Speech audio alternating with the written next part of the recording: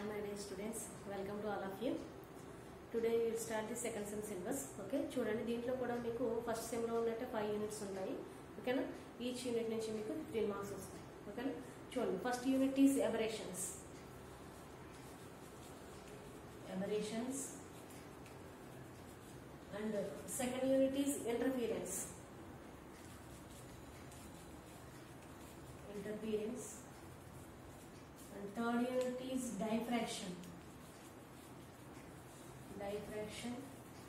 and fourth unit is polarization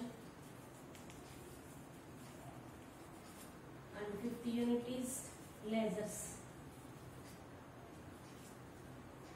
okay, మీకు దీంట్లో first unit aberrations నుంచి 15 మార్క్స్, సెకండ్ యూనిట్ ఇంటర్ఫియరెన్స్ నుంచి 15 marks and third unit diffraction నుంచి 15 marks and fourth unit polarisation నుంచి 15 marks వస్తాయి. ఓకేనా, అండ్ అలాగే ఫిఫ్త్ యూనిట్ లాజెస్ నుంచి కూడా 15 మార్క్స్ వస్తాయి. ఓకేనా, చూడండి దీంట్లో మొత్తం కూడా మీకు ఏంటంటే ఓన్లీ లైట్ ప్రాక్టికల్స్ అనమాట. మొత్తం మీకు ప్రాక్టికల్స్లో కూడా అంతే లైట్కి సంబంధించి అంతా కూడా మీకు అంటే ఇంతకుముందు ఇంటర్మీడియట్లోని అలాగే ఫస్ట్ సెమ్లో కూడా చూస్తారు మీరు. అవి సేమ్ టాపిక్స్ ఉంటాయి కొన్ని రిలేటెడ్గా. చూడండి అంటే ఫస్ట్ ఆఫ్ ఆల్ ఏంటి అబరేషన్స్ అంటే ఏంటి చూద్దాం. ఫస్ట్ యూనిట్ అబరేషన్స్ కదా, అది స్టార్ట్ చేసుకోవడం కంటే ముందు మీకు మినిమం బేసిక్స్ తెలియాలి. ఫస్ట్ ఆఫ్ ఆల్ మనకి ఒక ప్రిన్సిపల్ యాక్సిస్ తీసుకున్నాం అనుకోండి. ఆ ప్రిన్సిపల్ యాక్సిస్ ఇది ఒక మీడియము, ఇది ఒక మీడియము. అంటే this is the first medium and this is the second medium. Rarer medium, denser medium అని కూడా అంటాం. ఓకేనా, ఫస్ట్ మీడియం అండ్ సెకండ్ మీడియంలో ఒక లైట్ రే అనేది ఏదైనా మనం ఇన్సిడెంట్ చేసామనుకోండి. ఫర్ సపోజ్ ఏదైనా ఒక లైట్ రే ఇన్సిడెంట్ చేసాం, that is the incident ray I. ఓకేనా, ఒక రేని ఇన్సిడెంట్ చేస్తే మనం ఇన్సిడెంట్ రే ఐ అంటాం. సో అదే రే సేమ్ మీడియంలో రిఫ్లెక్ట్ అయితే దాన్ని రిఫ్లెక్టెడ్ రే అంటాం. అంటే ఇదే మీడియంలో రిఫ్లెక్ట్ అయితే this is the reflected ray. Okay, first మీడియంలోనే మనకి ఇన్సిడెంట్ చేసినప్పుడు అదే మీడియంలో తిరిగి రిఫ్లెక్ట్ అయితే that is the reflected ray. అలా కాకుండా అనదర్ మీడియంలోకి సంథింగ్ ఎంతో కొంత యాంగిల్ చేసుకు బెండ్ ట్రావెల్ అయ్యింది అనుకోండి, ఫస్ట్ మీడియంలో కాకుండా సెకండ్ మీడియంలోకి ట్రావెల్ అయితే కనుక that is the refracted ray. Refracted ray, that is the difference between reflected ray and refracted ray. Okay, same మీడియంలోకి రిఫ్లెక్ట్ అయితే దాన్ని రిఫ్లెక్టెడ్ రే అంటాం. అలా కాకుండా అనదర్ మీడియంలోకి కొంచెం బెండ్ అయ్యి ట్రావెల్ అయితే ఎంతో కొంత యాంగిల్ సంథింగ్ యాంగిల్తో బెండ్ అయ్యి ట్రావెల్ అయితే దాన్ని ఏమంటాం మనం రిఫ్రాక్టెడ్ రే అని చెప్పేసి అంటాం. ఓకేనా, సో మీకు ఫస్ట్ ఆఫ్ ఆల్ ఇది ఇన్సిడెంట్ రే అంటే ఏంటి, రిఫ్లెక్టెడ్ రే అంటే ఏంటి, రిఫ్రాక్టెడ్ రే అంటే ఏంటి. ఓకేనా, దీంట్లో ఏంటంటే మనం ఒక లైట్ రేని ఒక ప్రిన్సిపల్ యాక్సిస్ నుంచి ఒక రే మనం ఒక గ్లాస్ ప్లేట్ మీద ఇన్సిడెంట్ చేస్తాం. ఓకేనా, కాన్కేవ్ లెన్స్, కాన్వెక్స్ లెన్స్ మనం ఇంతకుముందు చూసాం కదా. సో ఏదైనా ఒక లెన్స్ మీద ఇన్సిడెంట్ చేసినప్పుడు అది ఎలా డీవియేట్ అవుతుందో చూస్తాం. ఓకేనా, చూడండి ఫస్ట్ యూనిట్ అబరేషన్ స్టార్ట్ చేసుకొని చూడండి.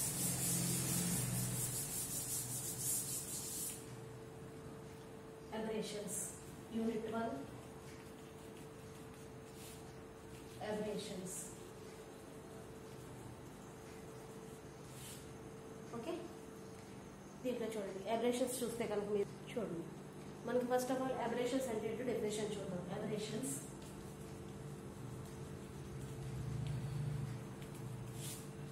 Suppose the deviations of the actual size shape of the one which ray, a ray అయితే తీసుకున్నామో మనం ఒక రే ఇన్సిడెంట్ చేసాం ఈ లెన్స్ మీద. ఒక రే ఎప్పుడైతే ఇన్సిడెంట్ చేసామో మనం ఆ రే ఏమవుతుందంటే this is the principal axis. ఏం చేస్తుంది, ఈ రే మనం ఈ లెన్స్ మీద ఇన్సిడెంట్ చేసినప్పుడు ఈ విధంగా డీవియేట్ అవుతూ ఉంటుంది. లేదు ఇది అని మనం తీసుకునే రే ఏంటంటే white ray. This is the white ray.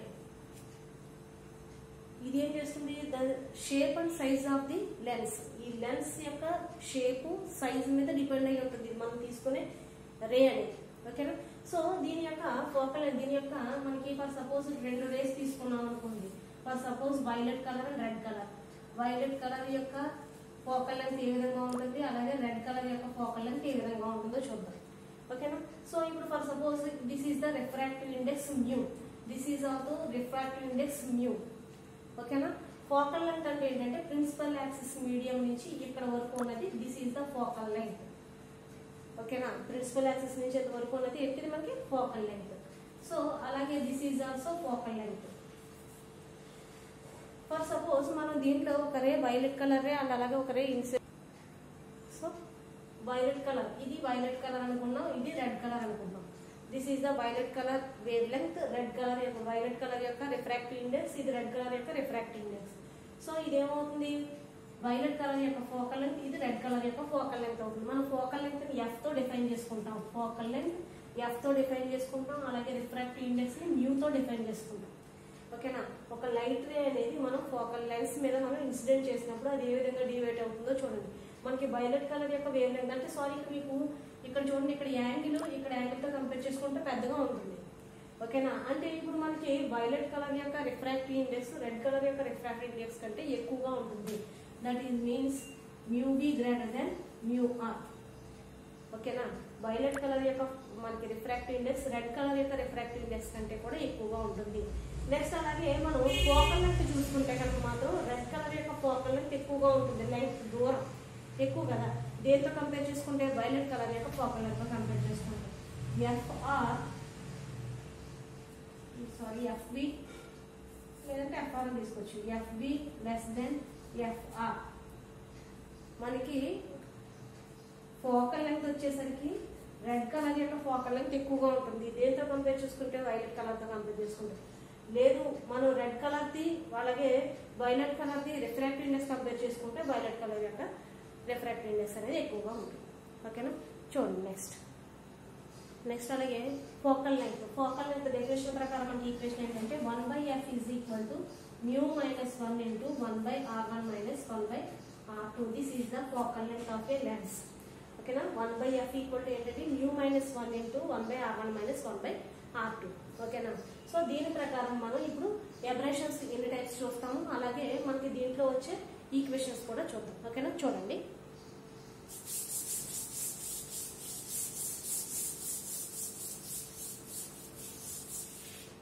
Aberrations are mainly classified into two types. Okay, na? Aberrations are two types.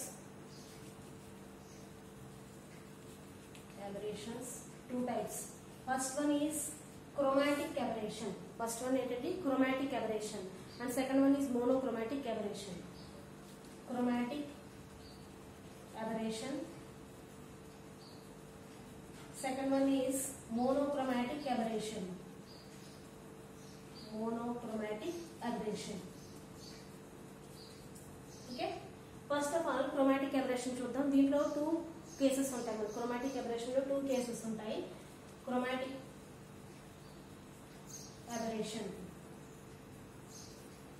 Chromatic aberration లో మనం టూ కేసెస్ చూడాలి. దాంట్లో first case is when a lens is incident on the infinite distance. అంటే ఒక lens తీసుకున్నాం white రే, అంటే white రే కి lens అంటే మనం ఇన్ఫైనైట్ డిస్టెన్స్ లో పెడితే ఎలా ఉంటుంది, ఫైనైట్ డిస్టెన్స్ లో పెడితే ఎలా ఉంటుంది.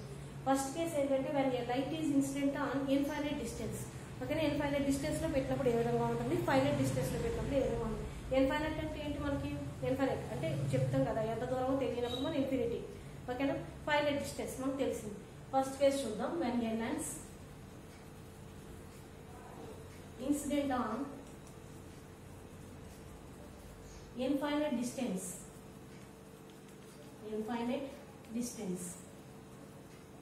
Okay, this is the first case.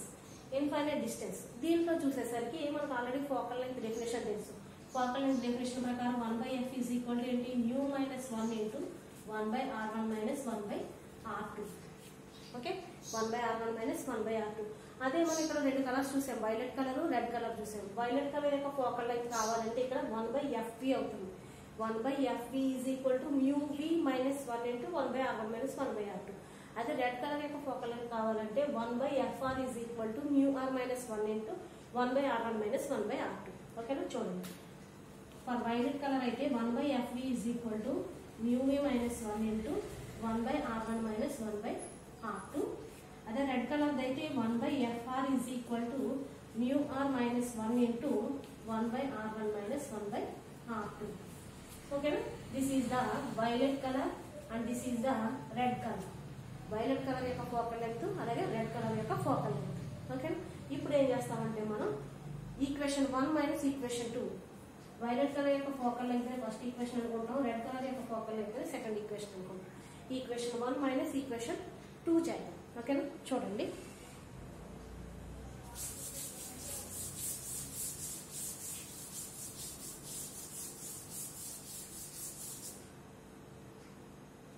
1 by FB minus 1 by FR is equal to ఈ ఈక్వేషన్ మైనస్ ఈ ఈక్వేషన్ అంటే ఏమవుతుంది mu v minus 1 into 1 by r1 minus 1 by r2 minus mu r minus 1 into 1 by r1 minus 1 by r2. So ఈ రెండిట్లోనే మనకి ఏం common ఉందంటే 1 by r1 minus r2 1 by r1 minus r2 కదా 1 by r1 minus 1 by r2.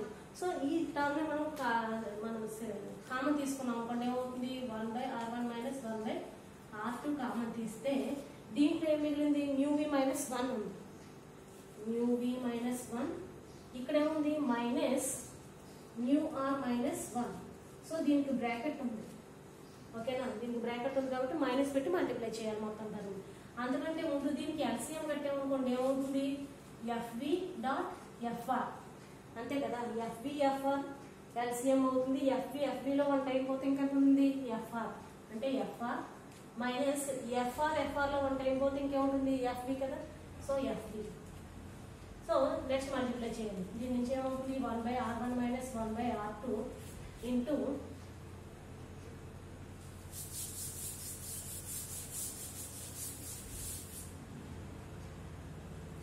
చేయండి దానికి minus పెట్టి multiply చేసాం అనుకోండి ఏమవుతుంది mu v minus 1 minus mu r minus into minus plus 1 okay minus పెట్టి మల్టిప్లై చేశాక ఇప్పుడు చూడండి దీంట్లో ఎలా క్యాన్సిల్ అయ్యి ఉన్నాయంటే -1 +1 -1 +1 క్యాన్సిల్ చేసాం అనుకోండి ఏమవుతుంది ఇంకా అప్పుడు 1 by r1 minus 1 by r2 into mu v minus mu r ఇది ఉంది మనకి మిగిలిన రిమైనింగ్ ఓకేనా. ఇప్పుడు దీన్ని చూసుకుంటే FR minus FV by FV FR ఇది మనకి ఓవరాల్గా వచ్చింది. ఇప్పుడు ఏం చేయాలంటే multiplying mu minus 1 on both sides mu minus 1తో బోత్ సైడ్స్ మనం మల్టిప్లై చేస్తాం మల్టిప్లైయింగ్ విత్ mu minus 1తో బోత్ సైడ్స్ మల్టిప్లై చేస్తాం అంటే ఏమవుతుంది అప్పుడు మనకి mu minus 1 into FR minus FV by FV FR is equal to okay 1 by R1 minus 1 by R2 into mu V minus mu R multiply చేయాలి కదా mu minus 1తో so mu minus 1 multiply చేస్తాం ఓకేనా. చూడండి ఏమవుతుందో next దీంట్లో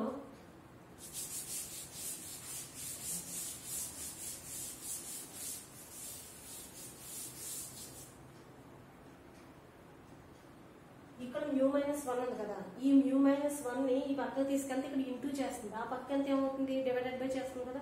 దానికంటే ముందు ఇక్కడ mu minus 1 ఉంది కదా ఈ mu minus 1 ముందు రాసుకున్నాం అనుకోండి mu minus 1 into 1 by r1 minus 1 by r2 అవుతుంది కదా. సో అదే రాద్దాం ఇక్కడ చూడండి FR minus FV by FR FV is equal to ఈ mu minus 1 ముందు రాసుకుంటున్నాను mu minus 1 into 1 by r1 minus 1 by r2 ఇంకేం మిగిలింది ఇక్కడ mu v minus mu r కదా mu v minus mu r by ఇక్కడ mu minus 1 ఇంటూ చేస్తుంది ఆ పక్క వస్తే డివైడెడ్ బై కదా సో దాని పక్క తీసుకొస్తే mu minus 1 అయింది. అర్థమైంది కదా mu minus 1 ఇక్కడ ముందు రాసుకుని నెక్స్ట్ ఏం చేస్తాను ఈ mu minus 1 పక్కకు తీసుకెళ్ళాను సో అది వచ్చింది. ఇప్పుడు చూడండి ఏమవుతుందో దీంట్లో ఇక్కడ mu minus 1 ఒక్క కండిషన్ చూడండి ఇక్కడ మీకు FR is equal to FV is equal to F అంటే మనం FR రెడ్ కలర్ యొక్క ఫోకల్ లెంగ్త్ అన్నా వైలెట్ కలర్ యొక్క ఫోకల్ లెంగ్త్ అన్నా ఏదైనా సరే ఫోకల్ లెంగ్త్ మీకు సో ఏంటంటే దాన్ని F కింద డిఫైన్ చేసుకుంటాం. సో ఇక్కడ F ఇంటూ F అంటే ఏమవుతుంది ఇప్పుడు FR into FV that is equal to F dot F is equal to F square అంటే FR FV ప్లేస్లో ఏం రాసుకోవచ్చు మనం F స్క్వేర్ రాసుకోవచ్చు అంటే ఏమవుతుంది FR minus FV by F square is equal to and అలాగే మనం ఫస్ట్ అన్న focal length definition 1 by F is equal to mu minus 1 into 1 by R1 minus 1 by R2 అన్నాం కదా. సో మనకి దాని ప్లేస్లో ఏం రాసుకోవచ్చు దీని అంతటి ప్లేస్లో ఫోకల్ లెంగ్త్ F రాసుకోవచ్చు కదా అంటే ఏమవుతుంది అది F into mu V minus mu R by mu minus 1 ఇది మనకి లాస్ట్ వచ్చింది ఓకే. ఇప్పుడు చూడండి. నెక్స్ట్ ఇప్పుడు ఏంటంటే నెక్స్ట్ దీంట్లో చూస్తే కనుక ఇది ఏమవుతుంది, ఎఫ్ లో ఒకసారి క్యాన్సిల్ అయిపోయింది అనుకోండి. FR minus FB is equal to mu B minus mu R by mu minus 1 into ఇక్కడ ఎఫ్ ఉంది కదా బై ఎఫ్, ఆ ఎఫ్ పక్కన ఏమవుతుంది ఇంటూ ఎఫ్ అవుతుంది. ఓకే, దీని అంతటిని ఒమేగా అనుకున్నారు అనుకోండి. FR minus FB is equal to F omega అవుతుంది. ఓకేనా, నెక్స్ట్ క్లాస్లో నెక్స్ట్ టాపిక్ చూద్దాం.